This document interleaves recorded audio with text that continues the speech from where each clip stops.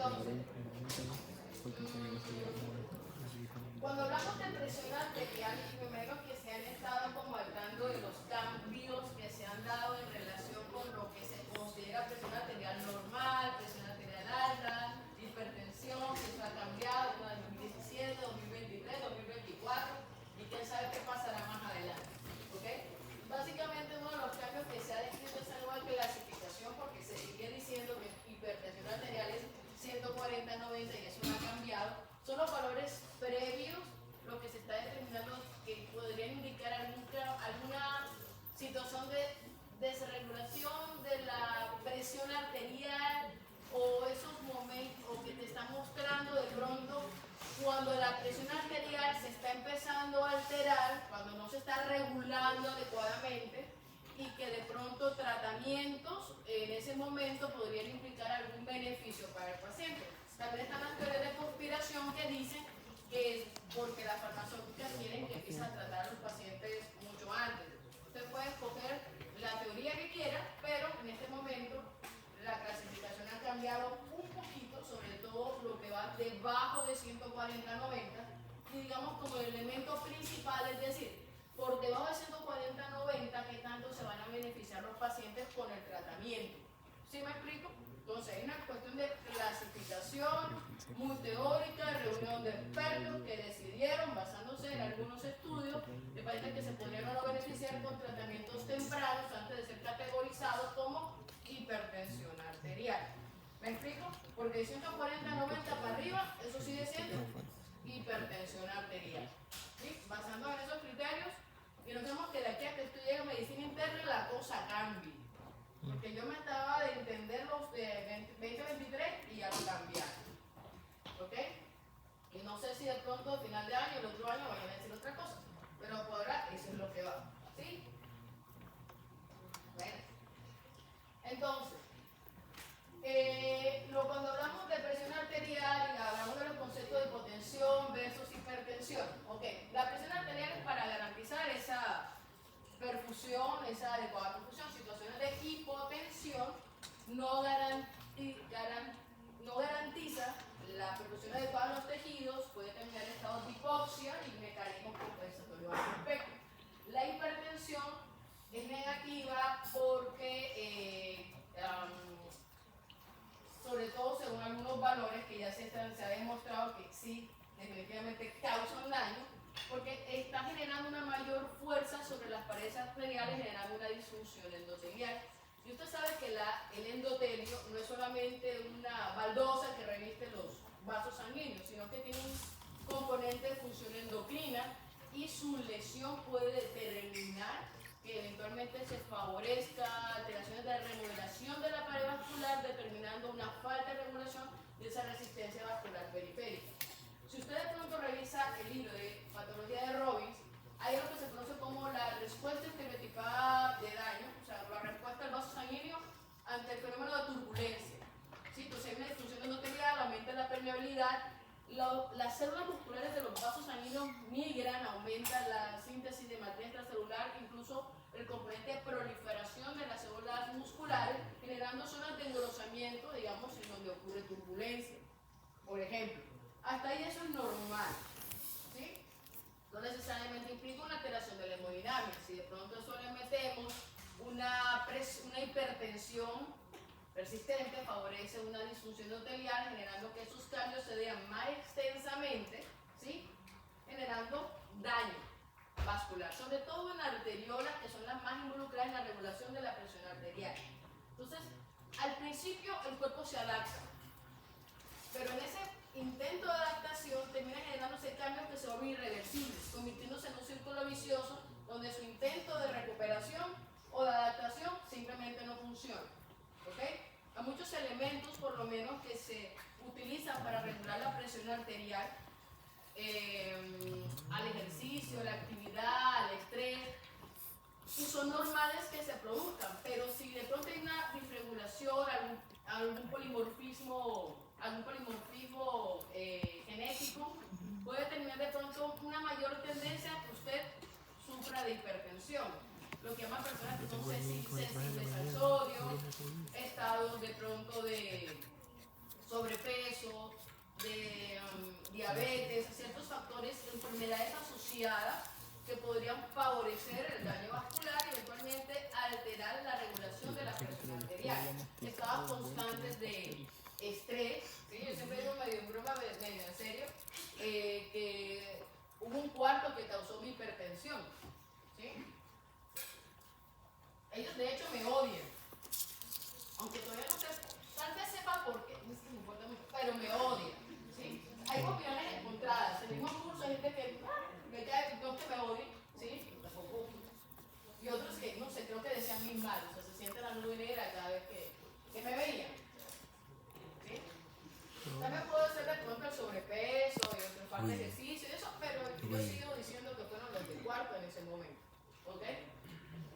El concepto de rango de normalidad por ahora parece que por debajo de 120/70 es lo que se está considerando ahora que es normal, ¿sí? Antes el número mágico era 120/80 y usted tomaba la presión y no escuchaba nada de los ruidos de Korsakoff y decía 120/80 y quedaban bien, ¿sí? ¿Vale? Ahora te tienes que mirar, tienes que mirar 120/70 porque 120/80, uy, diastólica elevada, ¿sí? Pero bueno, en fin. Entonces, también hay que tener presente que esta variable también depende de la situación particular de cada paciente. Tú le dices a un paciente de una hipertensa 120/70 en el segundo trimestre y tú dices, y se considera normal, pero una mujer embarazada puede tener 90/60 de presión arterial y está fresca como una lechuga, ¿ok? Porque tiene una situación diferente. ¿Sí me explico? Usted tiene 120/70 al empezar la clase a las 2:30 de la tarde de hipertensión, seguramente está bien. Antes de venir acá yo tenía 138/74. Está elevada. Bien. Cuando me hagan la prueba de esfuerzo, te cuento cómo me fue. Bien. Entonces, ¿cuál es la hipertensión clínicamente significativa? O sea, ¿cuándo la hipertensión es clínicamente significativa? Por lo que dicen ahora, al parecer, lo que ya se considera rango de presión arterial, parece que puede estar determinando esos eventos iniciales que ya pueden estar causando disregulación de la presión arterial, que el paciente posiblemente no se está dando cuenta, que de pronto no hay como cambios permanentes, pero que podría ya estar indicando una situación de alteración. Lo que pasa es que cuando el paciente llega a 140/90, se considera hipertenso, y generalmente en ese momento ya pasaron cosas, ¿sí? Pasaron cosas que ya básicamente es como evitar que siga avanzando el daño. ¿Me explico? Bien, entonces, ¿qué pacientes se medican? Entonces, si ya ha cambiado esta clasificación de los pacientes que son hipertensos. Aparte, parece ser que lo que se tendría en cuenta es, ok, el valor, ese valor de 130, por encima de 130/80, lo que se llama como esa presión alta, esos pacientes eventualmente podrían beneficiarse con un tratamiento, con un seguimiento estricto, cambios de hábitos de vida, que eso es como lo más difícil de lograr, y analizar de pronto si además tiene riesgo cardiovascular de otras situaciones por factores de riesgo asociados, obesidad, sedentarismo, estrés crónico, resistencia a la insulina, dislipidemia, diabetes francamente establecida. Entonces todavía, a ver, ¿a qué pacientes tratamos? Depende mucho como de analizar cada contexto del paciente, de los pacientes en particular, ¿ok? Entonces, esta imagen, sí, estaba como, a ver si a la gente le parecía raro y de pronto como... Aquí hay una cuestión. La mayoría de los casos de hipertensión arterial son los que se considera hipertensión arterial esencial o idiopática, ¿sí? Es una manera elegante de decir que no sabemos exactamente por qué se produce.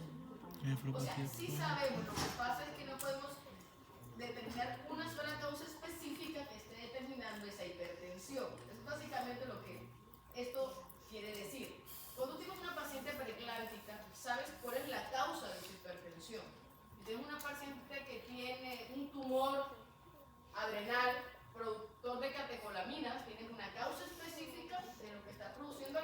hipertensión. En el caso de la hipertensión arterial y cesárea idiopática son alguna alteración de regulación de todos los elementos que eventualmente regulan en condiciones de normalidad la presión arterial. ¿Sí? Y que muchas veces en el intento de adaptarse a situaciones, digamos, estrés crónico, ¿sí? Termina generando alteraciones, por ejemplo, del tono vascular o renovación vascular, que podría favorecer que la presión arterial elevada se mantenga en el tiempo.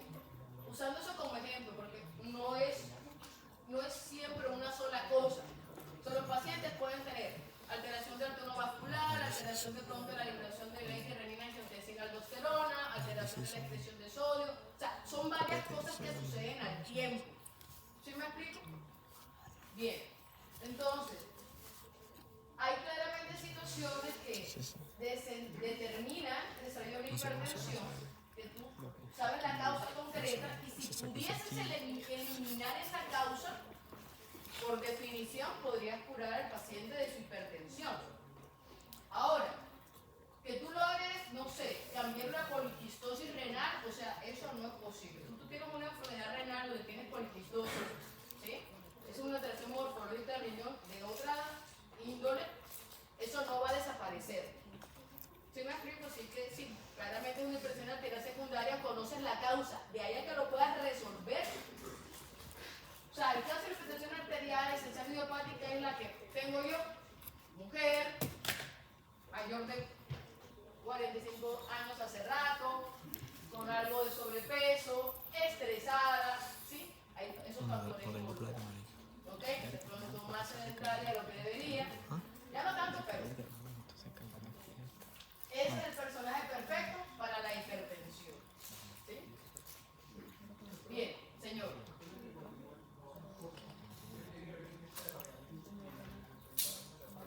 No tengo ni idea. Sé que es el regaliz, es como un dulce. No tengo ni idea. ¿Y el regaliz la qué? Ok. Sé que la apnea de sueño es un factor de riesgo cardiovascular y de aumento de la posibilidad de sufrir hipertensión arterial. Del regaliz no sé. Tendría que ver qué está hecho el regaliz. Solamente el regaliz es un dulce que veo en películas gringas o de Inglaterra. Entonces un dulce de regaliz. Sobre todo esas navideñas. En la vida he probado el regaliz. El regaliz es una mierda. ¿Es bueno o malo? Yo lo probé, es una mierda. Sí, Tendría que estudiar. Pero compré con el Después favor. lo hago el regaliz porque no tengo ni idea. Si usted lo buscó, No tengo plata, ¿no? ¿de dónde llegó esa? ¿De dónde salió esa? Estoy viendo de reencuentro.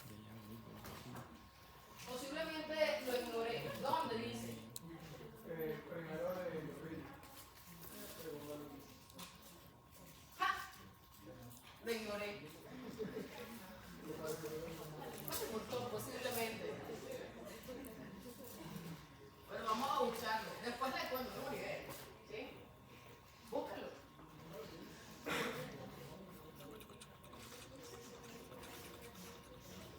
O sea, todo lo demás lo entiendo, pero el regaliz sí. Bien, vale. Qué raro se ve la imagen aquí. Ok, vale. Entonces, presión arterial, yo le voy a pasar la presentación. Ya está ahí desplegada. Bueno. Bien, entonces, cuando hablamos de presión arterial, estamos hablando que esto está determinado por el gasto cardíaco y la resistencia vascular periférica. ¿Ok?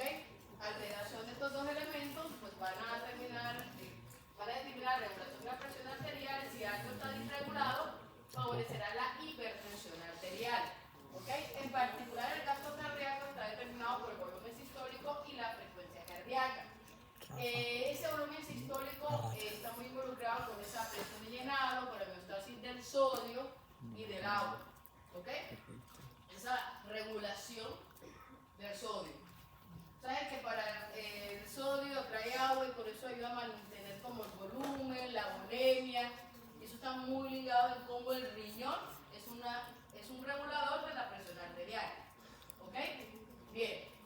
La frecuencia cardíaca y la contractilidad miocárdica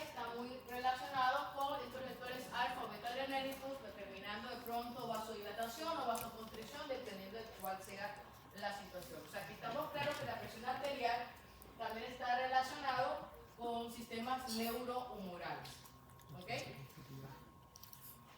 Y que de pronto, si estamos determinando una situación de retención de sodio o disminución de la excreción de sodio y aumenta la bulimia, eso puede determinar el aumento del gasto cardíaco, eventualmente puede determinar un aumento de la presión arterial, pero ¿cómo logramos mantener la presión arterial normal? Bueno, tenemos los otros elementos de regulación de la resistencia vascular periférica, el péptido natriurético, regulamos el tono vascular, mantenemos presión normal. Eso es lo ideal. Pero si por alguna razón esos mecanismos de autorregulación de los vasos sanguíneos no pueden responder de pronto ese aumento de volemia y aumento del gasto cardíaco, ¿qué va a pasar? Tendemos a mantener una presión arterial elevada. Si eso sucede durante demasiado tiempo, va a determinar un cambio de remodelación vascular, haciendo que a largo plazo los vasos sanguíneos respondan menos, ¿sí?, a la disminución del tono vascular y vasodilatación, lo que hace que exista una nueva normalidad de presión arterial. ¿Sí me explico? Y en ese sonsonete, tratando de normalizar las cosas, ¿sí?, de lograr el equilibrio, lo que terminamos provocando es que cada vez sea más elevada la presión arterial y cada vez la nueva normalidad de los riñones sea otra. Vamos a hacer video mañana. ¿Sí me explico? En su intento de regular de pronto esa presión, termina siendo problema.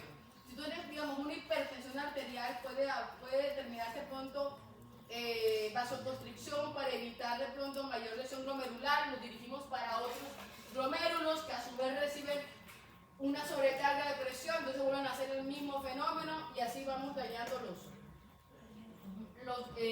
demás glomérulos. Claro, si hay una vasoconstricción de esa arteriola aferente, si hay una disminución de la perfusión del glomérulo renal, ¿qué va a determinarse? Lo que normalmente hace la renina. Ante esa situación, aumenta el eje renina-angiotensina-aldosterona y en su intento de mejorar las cosas, termina empeorándolo todo. ¿Sí me explico? Entonces, situaciones de incremento de volumen, aumento de la viscosidad sanguínea también pueden ser elementos que pueden favorecer la presión arterial elevada, o sea, tenganlo presente. Aunque la presión arterial está regulada por estos dos elementos. Bien, este es un cuadro, esto traté para disimular la foto de celular. Ven esa foto ahí, no quería como entonces, es básicamente lo que estamos mencionando acá. Entonces, hay muchos elementos del gasto cardíaco, lo que yo mencioné ahorita, frecuencia cardíaca y la contractividad miocárdica. Vemos que el sistema nervioso simpático y parasimpático está claramente involucrado ante esa situación. ¿Ok? Lo que yo mencionaba de la autorregulación. ¿Vale? Que está relacionado con la respuesta vascular, de vasoconstricción o vasodilatación. ¿Ok? Eso lo explica Ron. Yo les sugiero que lo revisen también en fisiopatología de poro. ¿Ok? Se tiene más elementos de la regulación de la presión arterial para entender por qué se da la hipertensión. Entonces, quedamos claros entonces lo que es la primaria, hipertensión arterial primaria o esencial y la hipertensión arterial secundaria. La secundaria tiene una causa específica que causa la hipertensión. Y si tuvieses el poder de eliminarla, curarías la hipertensión. Pero la hipertensión arterial esencial o idiopática es literalmente la suma de la disregulación de todos los factores involucrados que se supone regulan la presión arterial. ¿Sí me explico? Obviamente las personas que tienen factores de riesgo asociados a veces a envejecer, ¿sí? Puede estar contribuyendo al desarrollo de esa hipertensión arterial esencial o idiopática, ¿vale? O primaria, también le llamo. Esta es la categorización que había antes. Le pongo las dos para que ustedes hagan como la correlación, porque esta otra es la nuevas guías de manejo.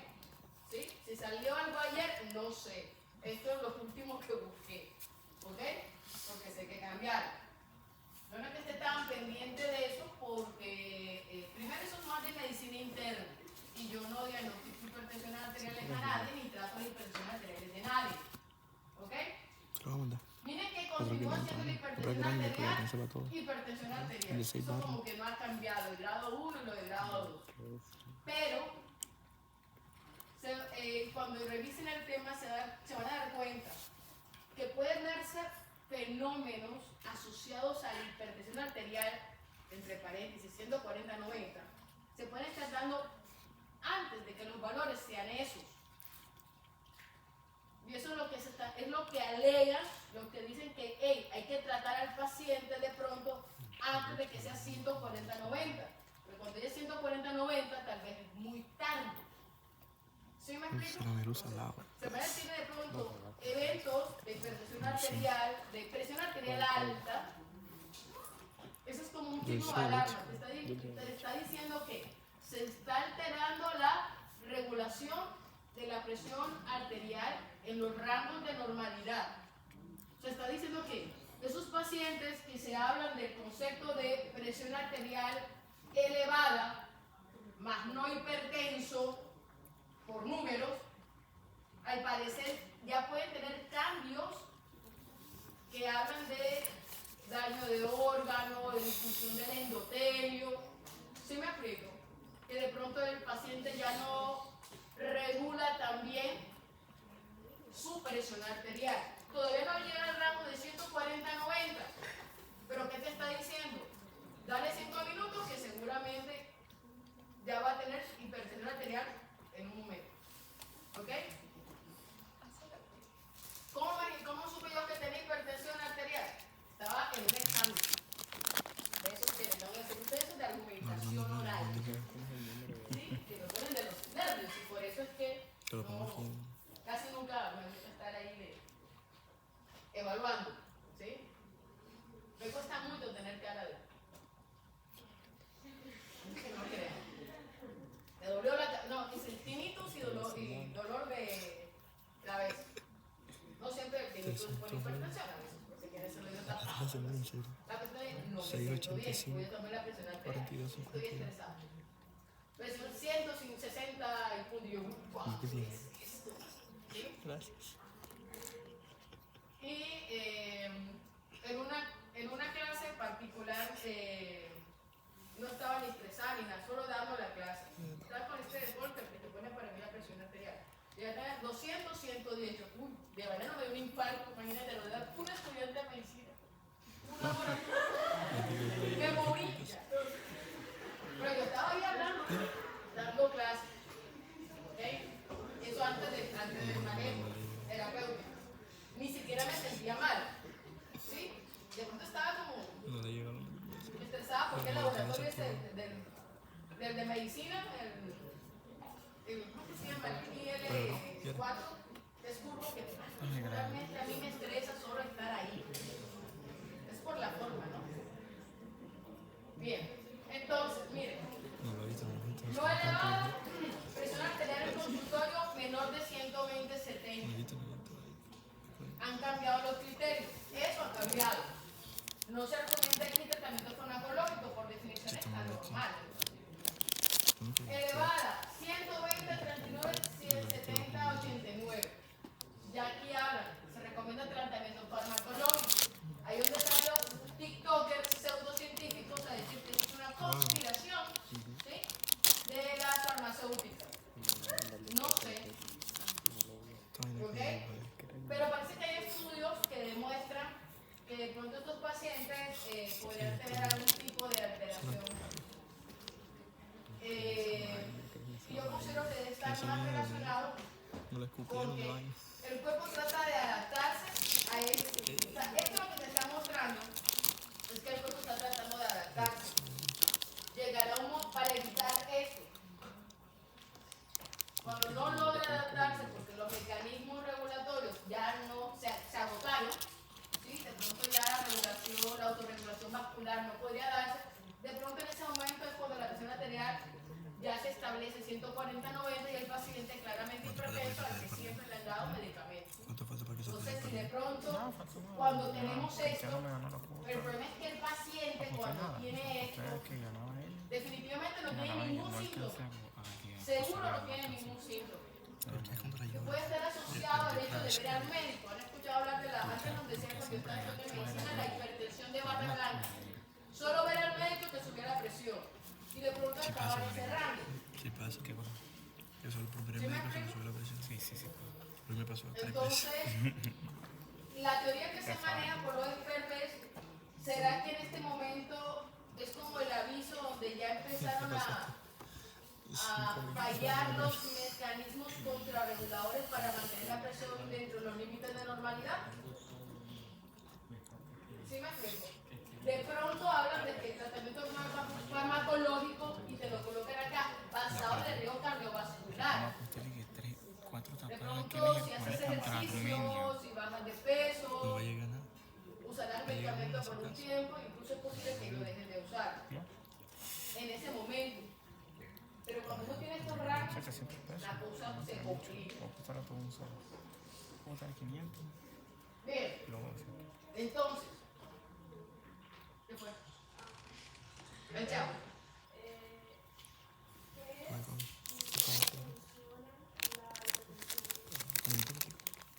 Ok, es posible que, yo creo que ese es un término más coloquial para explicarle a los pacientes que el hipertensión arterial asociado a estados de pronto de estrés crónico. Si te pones a mirar la liberación de catecolaminas persistentes, activa también la liberación de renina y después todo lo que usted sabe que sigue. Entonces podría estar asociado a esto, porque no es como tal una hipertensión. Carlos no la activa. demanda, todavía no la demanda. Eso se lo suele decir uno de los pacientes. Pan con gaseosa, ¿verdad? Para darle una explicación. Porque si tú le explicas a la abuelita, todavía no. que le dice a que tiene doctor, te va a hacer. Entonces, Te lo pago. pero cuando tú miras, ¿qué se supone estimula la liberación de renina y anticonceptiva aldosterona? Que entre las cosas que parece que lo liberan es la liberación de catecolaminas. La acción simpática también puede favorecer el estado de liberación de catecolaminas, de vasoconstricción, ¿sí? Y eso también podría ser un factor que contribuya a la hipertensión. Porque el cuerpo trata de adaptarse, pero un estado de estrés persistente puede ser un problema.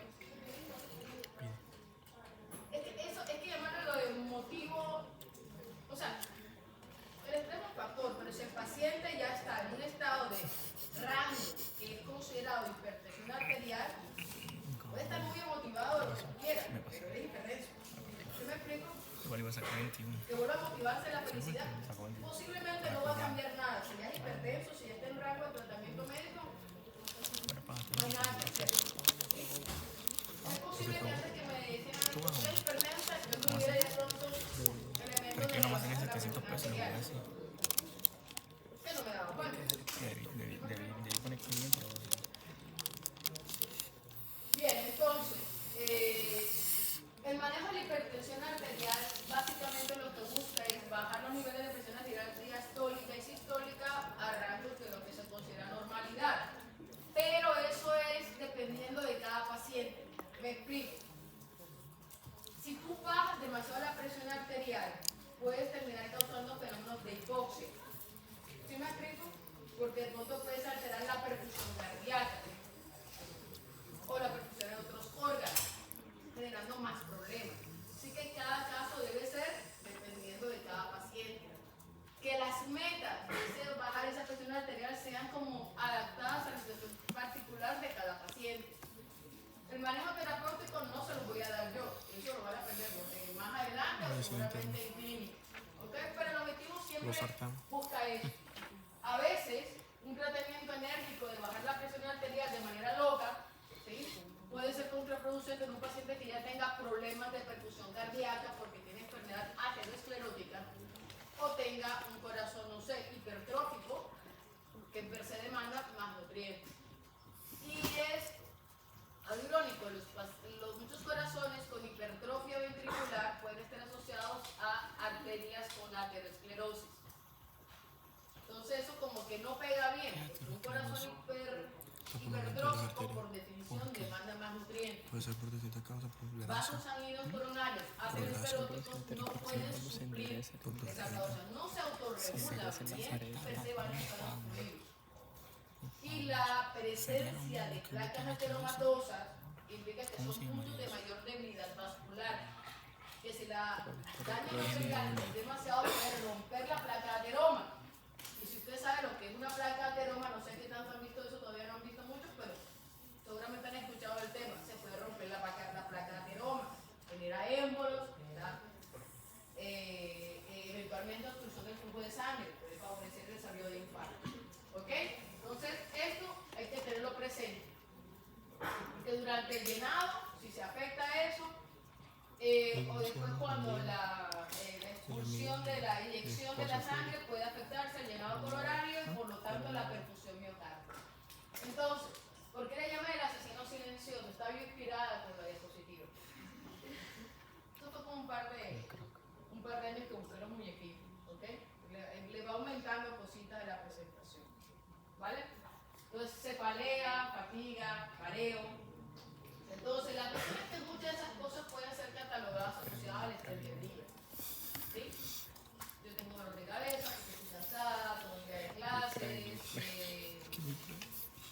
simplemente estoy cansada. Entonces, de pronto, eran manifestaciones clínicas de pronto una hipertensión arterial. Los pacientes lo consultan porque no se encuentran. ¿Sí? De menos que el mareo cause que no se caiga, se pegue, posiblemente nunca va a consultar. ¿Ok? Entonces, la cuestión es que estos síntomas inespecíficos que pueden darse por igual en hipertenso o en normotenso dificultan el diagnóstico de hipertensión. El paciente no va a consultar porque tengo cansancio. Pues no, pues descanso. ¿Ok? Entonces, generalmente el hipertenso cuando consulta por las complicaciones asociadas. Cuando posiblemente ya no hay mucho que hacer. Ya está la demoración vascular, ya está la alteración del endotelio, ya está. Otra cosa. ¿Vale? Entonces, la hipertensión temprana puede tener signos y síntomas que a veces no son observables, o de pronto sí se dieron, pero el paciente no lo determinó como un síntoma de hipertensión. ¿Sí? El paciente nunca consultó. Al avanzar la hipertensión, los pacientes pueden tener situaciones como retinopatía hipertensiva o cardiopatía hipertensiva, sobre todo cuando es una hipertensión de larga edad. ¿Ok? Si usted lo diagnostica temprano, lo maneja temprano, es posible que evite la progresión o el daño. Quiere decir que en el caso que va a hacer ejercicio cardiovascular, de pesas, la parte de la COVID se complica, pero bueno, uno le hace la lucha, ¿sí? Disminuye el estrés, pues se le hace la lucha, y así. ¿Ok? Los pacientes pueden llegar a tener alteraciones del riñón, morfológicas del riñón, estructurales del riñón, que pueden terminar alteraciones semiológicas, ¿sí? O que tengan pacientes, o que tengan situaciones de respuesta de la presión arterial alterada por variabilidad postural o los niveles de renina. Ahorita les voy a mencionar una serie de mecanismos que se supone regulan los niveles de sodio y tono vascular, que es para mantener ese equilibrio, así, en segundos, momentáneo, pero siempre mantenerlo dentro de la normalidad. Y que parece que eso puede fallar en personas que tienen sensibilidad al sodio o tengan algunas otras alteraciones. Estas se las muestro. Entonces, un paciente puede tener una situación de hipertensión arterial benigna. Benigna es, o sea, digamos que no tiene daño de órgano blanco, no tiene hipertensión arterial demasiado elevada, ¿sí? Pero eventualmente habrá pacientes que le están dando tratamiento, hay un porcentaje de pacientes, le están dando tratamiento y aún así la presión arterial no responde, tiende a mantenerse elevada y hay un proceso de daño acelerado. Los cambios que ocurren a nivel vascular contribuyen a que esto se mantenga comportándose de una manera maligna y acelerada. Porque la disfunción endotelial lesiona los vasos sanguíneos. Cuando se hace persistente puede llegar a generar cambios de necrosis fibrinoide de la media, cambios fibróticos, engrosamiento de la íntima, algo que se ve en la arterioloesclerosis. Y si usted tiene presente que las arteriolas son responsables de la regulación de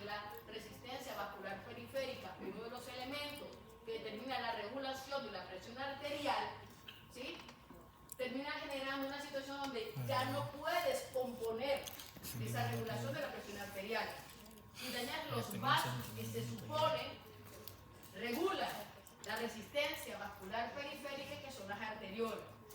O sea, ellas es como la misma situación es responsable de que se perpetúe en el tiempo. ¿Me explico?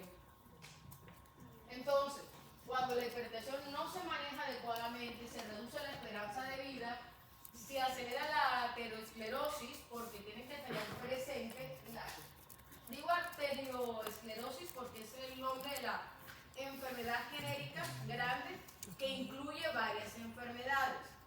La arteriosclerosis incluye arteriolosclerosis y la ateroesclerosis. ¿Ok? Son cosas diferentes, pero ambas situaciones hacen parte de la enfermedad arterioesclerosis. Y ambas situaciones se relacionan con daño del endotelio. ¿Sí me explico? Y la hipertensión arterial daña el endotelio. Mientras más daño endotelial haya, más daño de los vasos sanguíneos hay, más se favorece la hipertensión arterial. ¿Sí me explico? Bien.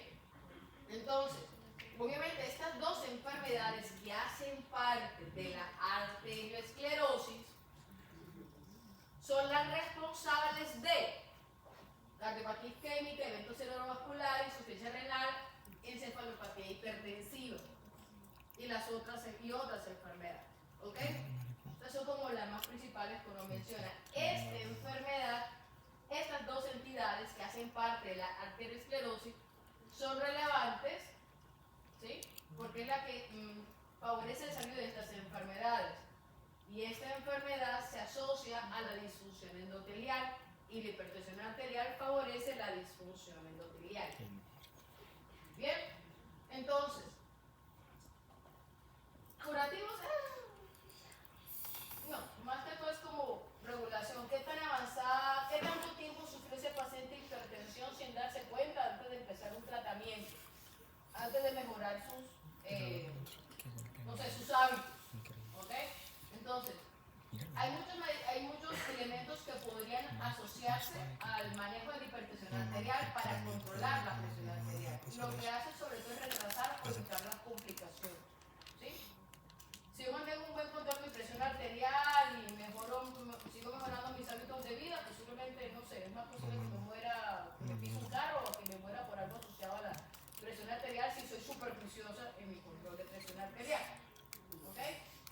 Entonces, aquí hay unos elementos importantes para explicar cómo se da esos primeros cambios que al parecer contribuyen a que se empiece a desregular la presión arterial para avanzar a una presión arterial elevada y a una hipertensión arterial.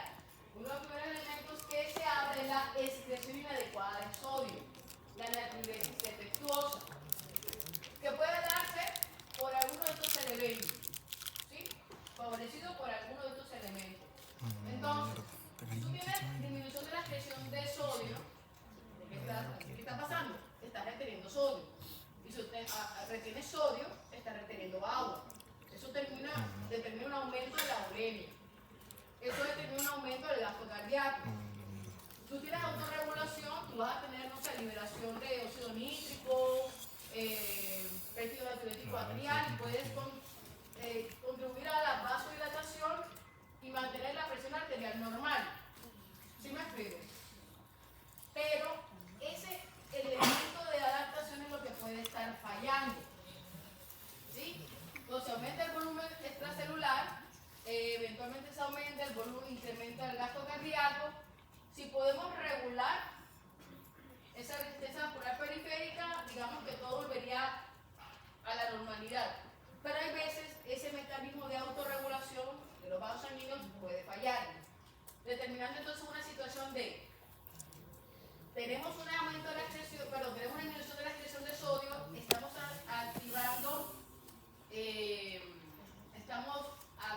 sistema renina angiotensina aldosterona, que si usted recuerde contribuye a retención de agua, sodio y a vasoconstricción. Esa vasoconstricción persistente que de pronto no tiene contrapeso con los mecanismos que favorecen la vasodilatación, ¿en qué se traduce? Estoy aumentando la volemia, estoy aumentando el gasto cardíaco, estoy manteniendo una vasoconstricción persistente. No tengo manera y no estoy contrarregulando ese tono vascular. Entonces estoy sufriendo un aumento del gasto cardíaco, un aumento de la resistencia vascular periférica. ¿Qué se traduce eso? Hipertensión, aumento de la presión arterial. ¿Sí me explico? ¿Vale? Es sobre todo situación de persistencia en el tiempo, como la respuesta inflamatoria. ¿Qué te decía de la respuesta inflamatoria? ¿Es buena o mala? O sea, depende. Es buena, por definición. Mientras se mantenga autorregulada, controlada y no persiste en el tiempo. Una inflamación persistente es mala. ¿Sí me explico? Bien. Entonces, entonces, al final, si yo no puedo determinar la autorregulación de ese tono vascular y llego a una situación donde se mantiene un estado de vasoconstricción persistente, se determina una nueva normalidad para el riñón. Empiezo a trabajar con presiones elevadas y me adapto. Y cada vez me adapto y voy adaptándome hasta que tiene 140, 90 de presión arterial. ¿Sí me explico? Esto lo mencionan en Robbins. En un pedacito lo mencionan en un párrafo, lo mencionan en Robbins. ¿Ok? Pero también, dígame. Pero también en fisiopatología del por lo menciona.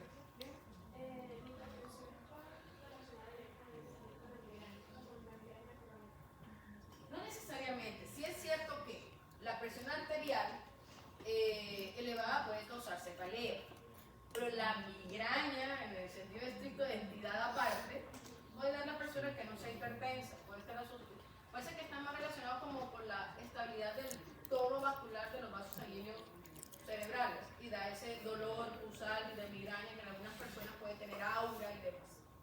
¿Ok? Pero es otra entidad. Es vascular también, pero es otra entidad. Bien. Esto es una cosa que usted ya conoce. ¿Sí? Hay una similar en Robbins. Eso que aprende por mí, que se lo dije en un principio. Que le está conectando, que va a estar paseando. Ok, lo que dicen es, el texto es, cuando se aumenta ese gasto cardíaco y se aumenta la presión, digamos, para mantener la presión arterial en rangos de normalidad, tendría que activarse mecanismos de regulación, de autorregulación de la presión arterial, que mantengan un tono vascular, o sea, que favorezcan la vasodilatación. ¿Sí? Factor natriúrico arterial, óxido nítrico, para contrarrestar lo que está provocando ese aumento del sodio y la retención de agua y la volemia. Entonces, eso logra que la presión arterial vuelva a su estado normal, en rango de normalidad. Pero, si falla, si se agotan esos mecanismos regulatorios del tono vascular y tiende a mantenerse el tono vascular con vasoconstricción, entonces la suma de aumento del gasto cardíaco por aumento de la volemia, por una alteración de la expresión de sodio, sin una regulación del tono vascular, porque fallaron los mecanismos de adaptación por muchos factores, por eso le llaman esencial idiopática. El mantener el tono vascular elevado va a hacer que tenga la presión arterial elevada. ¿Ok? Es básicamente eso. Ustedes en este momento, si tienen una situación, llegan a tener una situación así, no sé, ejercicio, no sé, alguna situación que de pronto determine un aumento de la presión arterial, liberación de catecolaminas, posiblemente sus vasos sanos van a autorregularse, ¿sí? Lo van a hacer picos de hipertensión porque es malo para los tejidos. Pero personas mayores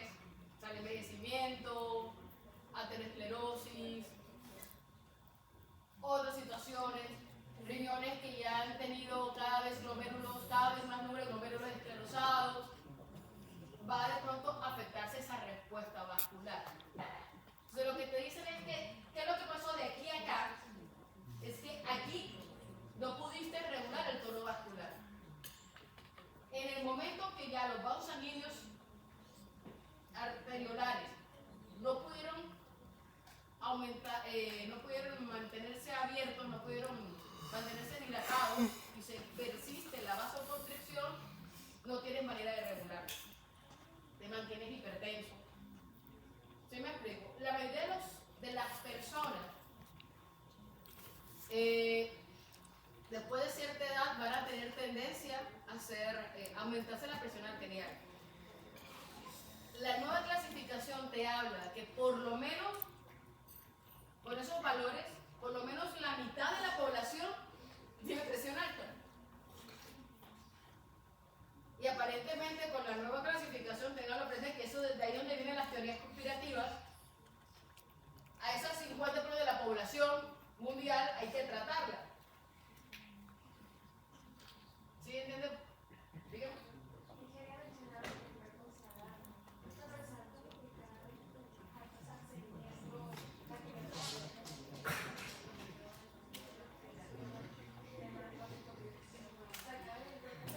De hecho, sí, una de las actuaciones que hace es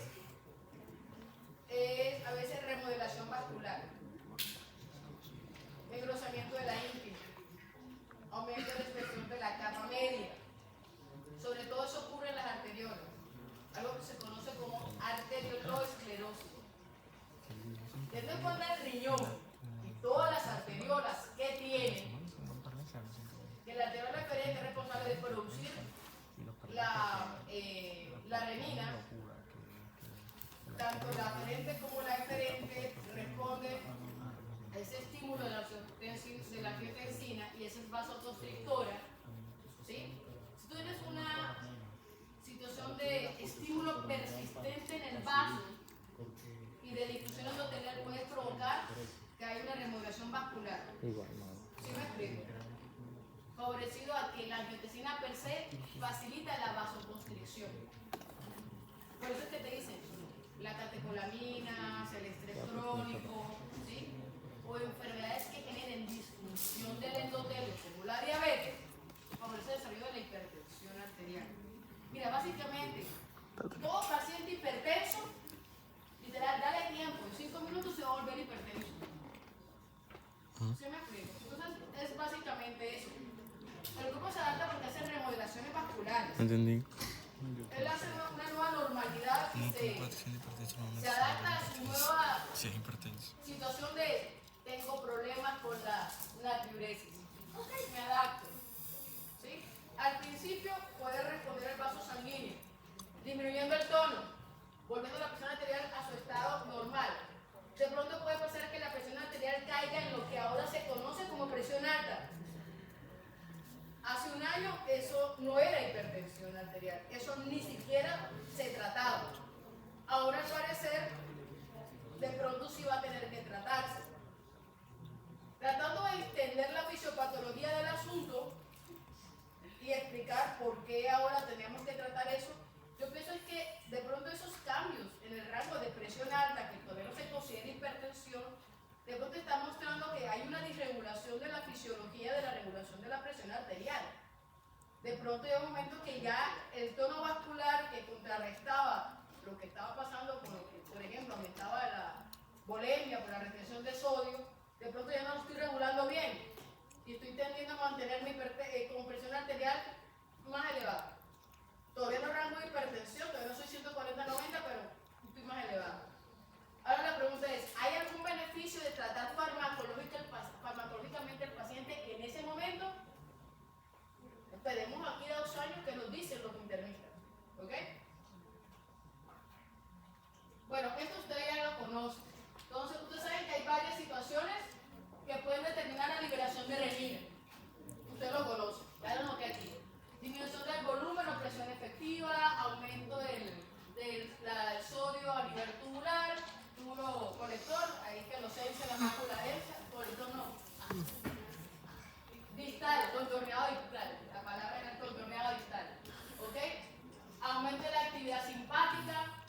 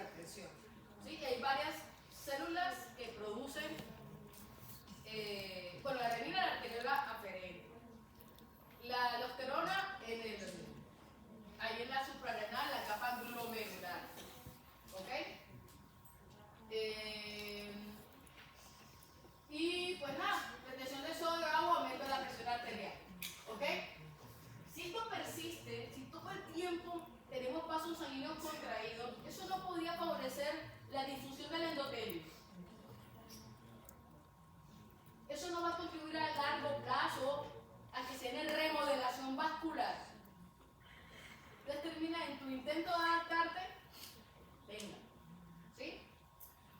Factores que inhiben la liberación de renina, ahí se los anoté de todos modos para por si les interesa el tema. ¿Ok? Entonces, esta parte es bien interesante y está hecha en fisiopatología de Porter, no está en Royce. Te habla de el concepto de ingestión de sal e hipertensión arterial. ¿Vale? A ver, tú tienes que tener como unas condiciones que faciliten que por el consumo de sal tengas un mayor riesgo de sufrir hipertensión. No es que le pase a todas las personas, porque los mecanismos que estoy mencionando aquí teóricamente funcionan en personas normales también, pero digamos, actúan en segundos para mantener la regulación de la presión arterial a nivel postural o por actividad física. ¿Sí me explico? Lo importante es correr el pulso y la presión arterial, después todo se normaliza. ¿Sí me explico? Si hay una desregulación de esos mecanismos y eso persiste en el tiempo y mantiene, por ejemplo, porque estas cosas de hecho favorecen la vasoconstricción. Si esto no tiene ese efecto como de hizo el efecto, ¡pum!, ya, desapareció. Sino que persiste en el tiempo tu vasoconstricción, estás aumentando resistencia vascular periférica, estás aumentando presión arterial. ¿Sí me explico? Las personas sensibles al sodio, al parecer, pueden estar relacionadas con alguna disfunción de esos mecanismos regulatorios de la presión arterial. Entonces, se ha descrito que eso puede estar asociado a activación por 3 vías, que aquí les menciono un poquito más. Vía de la proteína G, sinasa de cadena ligera de miosina. Lo anoté porque básicamente lo que está diciendo es que el exceso de sodio activa estos receptores acoplados a proteína G. Y eso está ocurriendo ¿dónde? En las células del músculo liso vascular. Si te pones a analizar esto, lo que está contribuyendo es que aumente el calcio intracelular a que se active los mecanismos relacionados con las cadenas de miosina para facilitar ¿qué? La contracción del músculo liso, determinando entonces una contracción vascular sostenida. Aumenta la resistencia vascular periférica, por lo tanto aumenta la presión arterial. Recuerden que es uno de los elementos de la corregulación de la presión arterial. Esto normalmente ocurre, esto funciona. Se supone que tienen que, digamos, efectos rápidos y que no para mantener una situación de vasoconstricción persistente. Lo que dicen, esto funciona en la actividad física, en ejercicio, de pronto en estados de estrés, pues se supone que debe ser autorregulada y no durar mucho tiempo ni permanecer persistente. Es útil para los cambios de posiciones, que levantaste, que acostaste, ¿sí? Trabajan por ti para mantenerte, no sé, vivo. El problema es que si hay alguna alteración, disregulación de ese sistema, esto puede contribuir a una vasoconstricción persistente. ¿Por qué ocurre que el polimorfismo genético esté involucrado? Ok, todo está en estudio. Pero eso porque explica porque algunas personas son sensibles a la sal. El exceso de sodio puede contribuir a su hipertensión, porque no es en todas las personas. ¿Sí? Bueno, sí hay muchas personas que son hipertensas. ¿Dónde explican eso? En fisiopatología de Porter lo menciona. No recuerdo muy bien si es Stephen McKee, pero sé que en Porter menciona algo al respecto. Igual pueden buscar algo. Esta otra vía, básicamente te habla de la sensibilidad del músculo liso al calcio.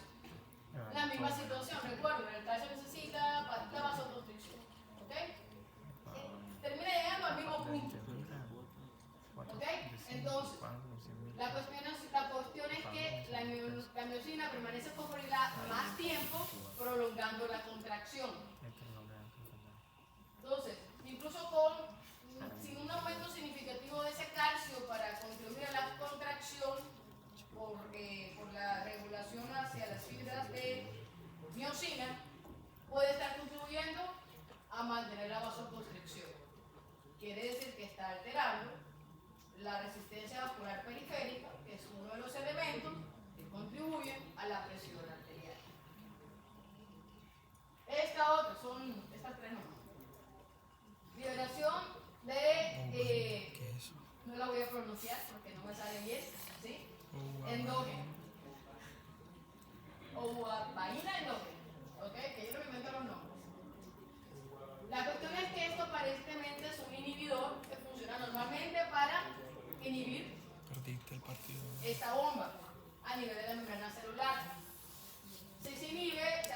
de sodio intracelular, lo que reduce la actividad de este intercambiador de sodio-calcio. La cuestión es que aumenta el calcio intracelular. Y volvemos a la misma situación. Aumenta el calcio intracelular, contracción. ¿Sí?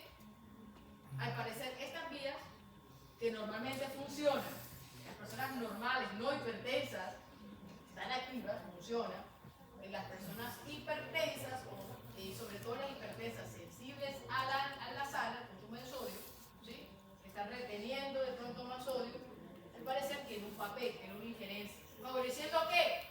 Tono vascular. ¿Vale?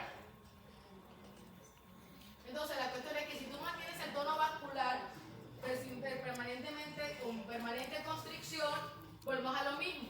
Disfunción endotelial, mayor riesgo de remodelación vascular, haciendo todo esto permanente. ¿Sí me explico?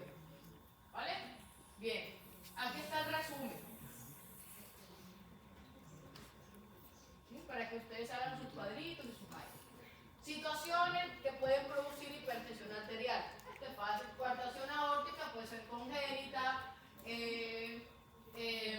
puede determinar un aumento localizado de la resistencia vascular, determinar una situación de una mayor resistencia, aumenta el gasto cardíaco, puede determinar una mayor sobrecarga mecánica de trabajo del corazón, eventualmente puede favorecer situaciones de alteración de la perfusión renal, y usted sabe lo que hace el riñón cuando tiene disminución de la perfusión renal, aumenta la renina.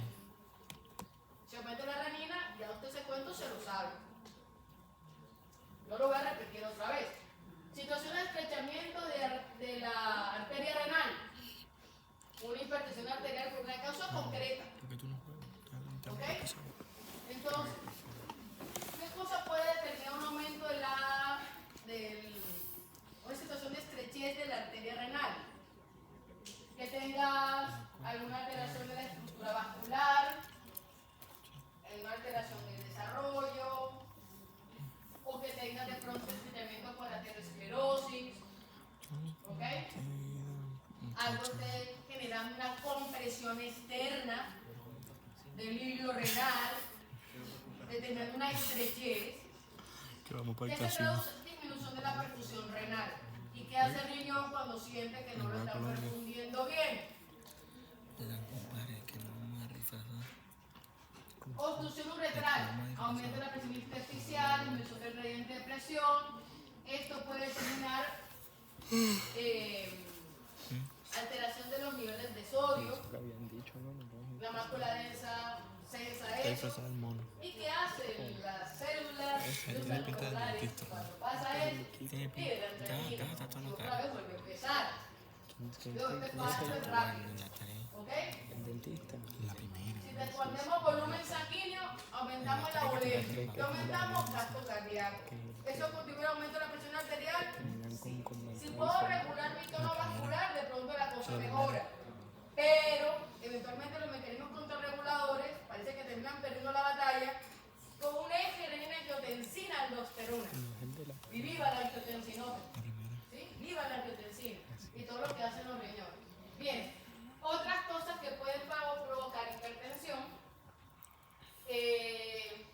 digamos, aumento de neurocorticoides, situaciones de pronto de aumento de niveles de estrógeno, de cortisol,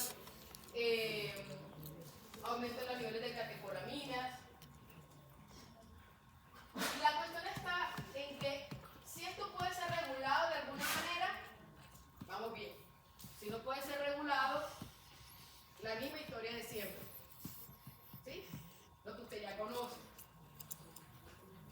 Cualquier situación de descarga simpática, vasomotora, puede favorecer el desarrollo de hipertensión.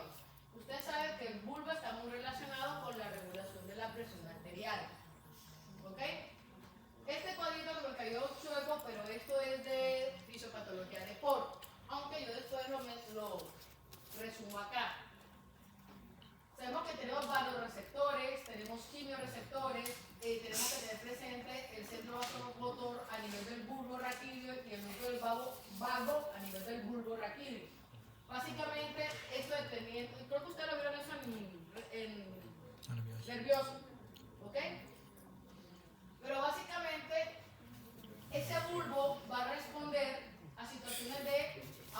de presión arterial, aumentando el tono vascular o disminuyendo el tono vascular en la medida que sea necesario. O sea, si hay un aumento de presión arterial, él busca también la manera de facilitar la vasodilatación.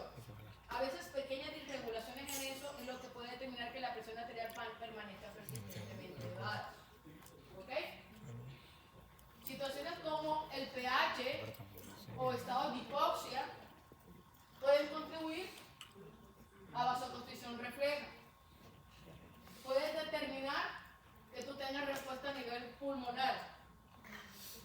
¿Sí? Entonces, ustedes en estos semestres van a ver, ustedes están viendo ahorita equilibrio ácido-base. Ahora. Y en quinto van a ver equilibrio ácido-base, pero desde el punto de vista del pulmón. Sino para que tengan esto como para recordarles. Esto no es porque tengamos a hablar de hipertensión, sino que estos elementos regulan la presión arterial. Porque recordemos que la regulación de la presión arterial también está regulado por un sistema, por el sistema nervioso central, por sistemas neuromorales. ¿Okay? Neuromoral. ¿Qué dicen? ¿Qué hablan? ¿Qué dicen los libros? Si tenemos situaciones de si esto está disfuncional, si esto se está alterando, que se supone que es lo que debería ser. Y llámate a Carlos Tú ahí. estás estresado, estás haciendo ejercicio, tú vas a tener una respuesta vascular. Pero eso debe ser regulado, no va a ser persistente, no va a estar todo el tiempo como si hubiera subido un escalera haciendo ejercicio. Tienes que buscar la normalidad. ¿Ok? Entonces, el hipertensión arterial esencial o idiopática se ha descrito que tal vez estos mecanismos pueden volverse disfuncionales. Entonces, que tal vez hay una pérdida del control reflejo, que tal vez hay una situación de aumento crónico de esa respuesta simpática, favoreciendo estados de vasoconstricción persistentes, ¿ok? Que tengamos situaciones de alteración de la modulación central, personas estresadas, obesidad, estado de hipoxia crónica, el paciente con apnea del sueño, el regalí, no sé todavía de dónde va, habría que buscar una sustancia. ¿Sí? Pero por lo menos la hipoxia crónica, los pacientes con apnea del sueño, sus pacientes hay que tenerle particular vigilancia. Esa situación puede hacerle favorecer el desarrollo de hipertensión arterial.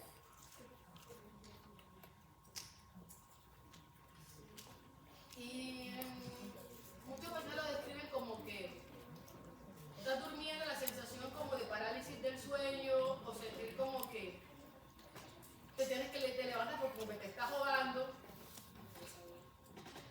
Eso podría estar asociado, digamos, ese momento como de hipoxia y te despertaste porque tu cuerpo reacciona para no morirse. Sería bueno que lo viera el médico. No yo. Si yo te tengo que ver así, no sería bueno. ¿Entero? Bien.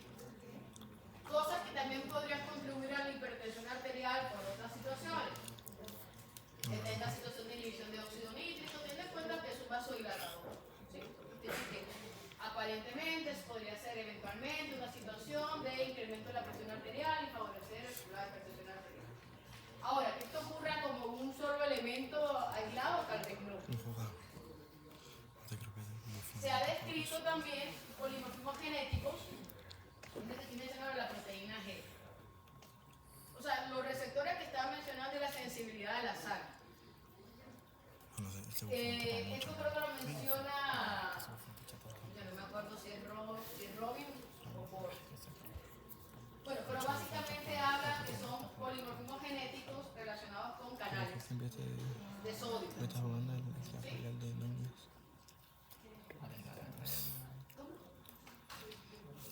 O sea, son proteínas, están codificadas por genes. Si el gen que la codifica determina un receptor que está funcionando mal o está autónomamente funcionando de manera autónoma, dependiendo de cuál sea el receptor, puede tener una respuesta anómala. Y eso, o sea, podría contribuir a que tú tengas más tendencia de tener sodio. La excreción de sodio y pasa la secuencia de orina. Entonces lo que te dicen es que muchos de esos pacientes que son hipertensos crónicos ya no pueden